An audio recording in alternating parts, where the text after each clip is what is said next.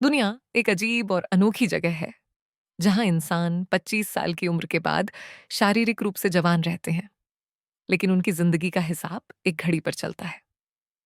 हर व्यक्ति के हाथ पर एक डिजिटल घड़ी होती है जो पल पल यह बताती है कि उसके पास जीवित रहने के लिए कितना समय बचा है। जैसे ही घड़ी शून्य पर आती है, इंसान तुरंत जमीन पर गिरकर मर जाता है। यह दुनिया पैसे पर नहीं, बल्कि समय पर चलती है। लोग हर चीज के लिए समय खर्च करते हैं, चाहे खाना खरीदना हो या यात्रा करनी हो।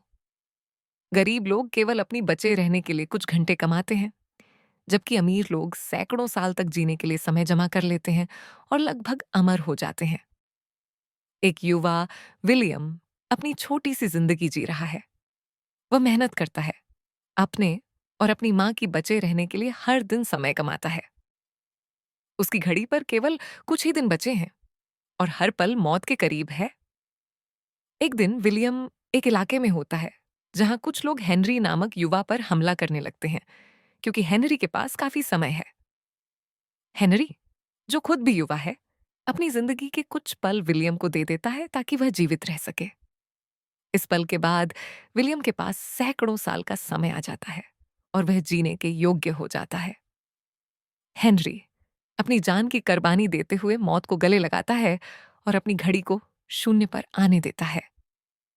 विलियम अपनी खुशी में अपनी मां के पास जाता है ताकि उसे ये खुशखबरी दे सके, लेकिन मां बस पकड़ने के लिए दौड़ती हैं। कुछ सेकंड की कमी के कारण वह बस नहीं पकड़ पाती और विलियम की बाहों में गिरकर मर जाती है। यह दृश्य विलियम के लिए असहनीय है और वह निर्णय करता है कि अब वह इस अन्यायपूर्ण व्यवस्था को बदलने के लिए कुछ करेगा।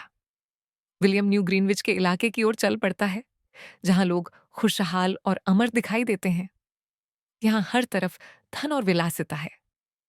विलियम एक बड़े कैसिनो में पहुंचता है, जहां लोग अपने समय पर जुआ खेल रहे होते हैं।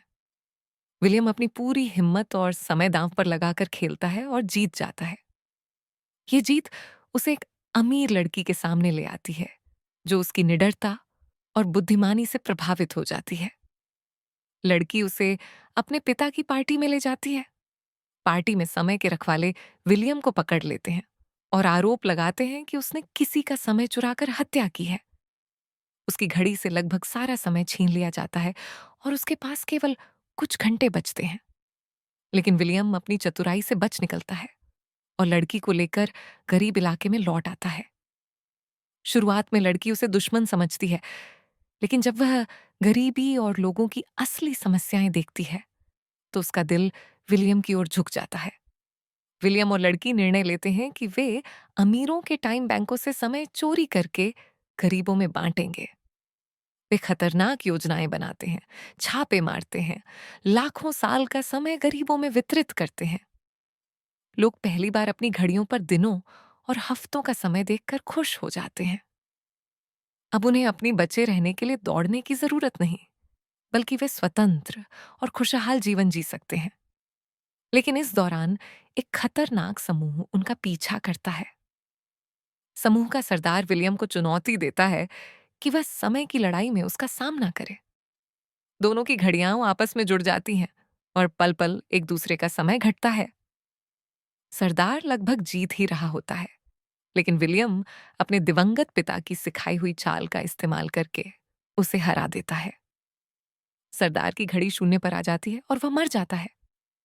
अब विलियम और लड़की का अगला लक्ष्य सबसे बड़ा टाइम बैंक होता है, जहां लाखों साल जमा हैं। वे उस पर हमला करते हैं, सारा समय चोरी करके गरीबों में वितरित कर देते हैं। पूरा इलाका बदल जाता है। लोग खुशहाल हो जाते हैं, मजदूरी छोड़ देते हैं और अपने समय को नए उद्देश्यों के लिए इस्तेमाल करते हैं।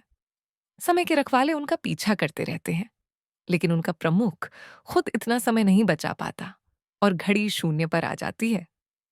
वह मर जाता है। विलियम आखिरी क्षणों में लड़की को बचाता है और दोनों फिर से भाग निकलते हैं। अंत में दोनों एक और बड़े टाइम बैंक के सामने खड़े हैं। अब वे केवल दो लोग नहीं, बल्कि पूरे समाज की उम्मीद बन चुके हैं। वे इस अन्यायपूर्ण व्यवस्था को गिराने के लिए संघर्ष जारी रखते हैं और दुनिया में यह संदेश फैलाते हैं कि समय सबका समान होना चाहिए और जीवन को हर पल की कदर के साथ जीना चाहिए।